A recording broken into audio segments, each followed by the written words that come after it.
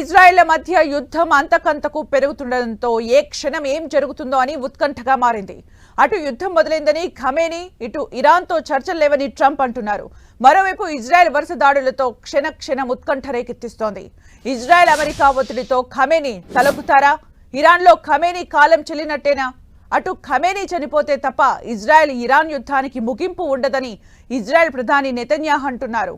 Israel ప్రధానికి తోడుగా మరో అడుగు ముందుకేసిన దేశ రక్షణ శాఖ మంత్రి ఖాజ్ ఇరాన్ మాజీ సుప్రీం లీడర్ సద్దాం హుస్సేన్ కు పట్టిన గతే ప్రస్తుత ఇరాన్ సుప్రీం లీడర్ కు పడుతుందని అన్నారు. మరోవైపు ఖమేనీని చంపాలనే ఇజ్రాయెల్ ప్రణాళికను తానే ఆపానని అమెరికా అధ్యక్షుడు ట్రంప్ చెబుతున్నారు. దీంతో ఇరాన్ పని ఇక ఖేల్ ఖతం, దుకాణం బంద్ అనే సంకేతాలు వస్తున్నాయి.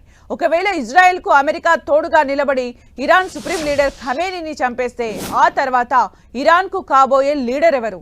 ఖమేనీ లక్షణాలు అందిపుచ్చుకొని ఇరాన్ కు ముందుకు నడిపించే నాయకుడు ఎవరు అన్నది ఇప్పుడు చర్చనీయాంశంగా మారింది. ఒకవేళ ఖమేనీ తర్వాత ఆ ప్లేస్ రీప్లేస్ చేయాల్సి వస్తే అందులో ముందు వరుసలో ఉన్న వ్యక్తి సుప్రీం లీడర్ ఖమేనీ రెండవ కుమారుడు Mojtaba Khamenei. Iran supreme leader రేస్లో ఈయన పేరు ముందు వరుసలో ఉంది. 1969లో జన్మించిన మోస్తాబాకు Islamic revolutionary guard corps, Iran మతాధికారుల వ్యవస్థలోనూ ఆయనకు మంచి రిలేషన్స్ ఉన్నాయి. ఇరాన్ యుద్ధం చివరి దశలో కీలకంగా వ్యవహరించిన అనుభవం మోస్తాబా సొంతం. ఇప్పుడు ఇజ్రాయెల్ ఇరాన్ వార్లో కూడా తెర వెనుక స్ట్రాంగ్ గా నడిపించడంలో కీ రోల్ ప్లే చేస్తున్నారు. దీంతో ఖమేనీ తర్వాత మోస్తాబానే తదుపరి లీడర్ అంటూ వార్తలు వస్తున్నాయి. మోస్తాబా ఖమేనీ తర్వాత వినిపిస్తున్న మరో ప్రముఖ పేరు అలీ రేజా అరాఫీ. ఈయన ఖమేనీకి అత్యంత నమ్మదగిన బంటు.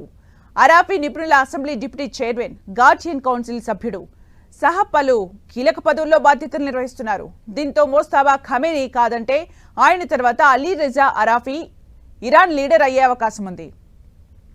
ఇక ఇరాన్ సుప్రీం లీడర్ కార్యాలయంలో రాజకీయ భద్రతా వ్యవహారాలను పర్యవేక్షించే అలీ అస్గర్ హెజాబీ కూడా ఈ రేస్లో ఉన్నారు. తెర వెనుక స్కెచ్ లేయడంతో పేరుగాంచిన హెజాబీ చాలా కాలంగా ఇరాన్ నిఘా యంత్రాంగంలో పాలు పంచుకుంటున్నారు.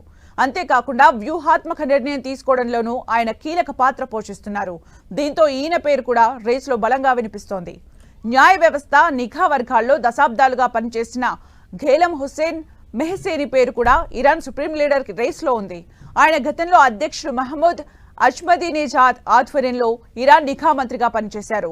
అటార్నీ జనరల్, న్యాయ వ్యవస్థ ప్రతినిధితో సహా వివిధ సీనియర్ చట్టపరమైన పదవుల్ని నిర్వహించారు. అలాగే ఖమేనీ కార్యాలయానికి దీర్ఘకాలంగా అధిపతిగా ఉన్న మొహమ్మద్ గోల్ఫాయే ఘానీ, మాజీ విదేశాంగ మంత్రులు అలీ అక్బర్ విలాయతీ, కమల్ ఖరాజీ పేర్లు కూడా వినిపిస్తున్నాయి.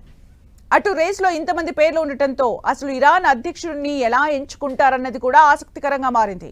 ఇరాన్ సుప్రీం నాయకుడు మరణించడం లేదా అనర్హుడైన తర్వాత లేదా రాజీనామా చేసిన తర్వాత ఆ ప్లేస్ ను రీప్లేస్ చేసేందుకు వారసుని ఎంపిక చేయడానికి నిపుణుల అసెంబ్లీని ఏర్పాటు చేస్తారు.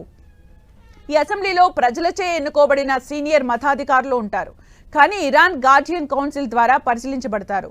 ఇది 8 సంవత్సరాల పదవీ కాలం పనిచేసే 88 మంది సభ్యుల సంఘం.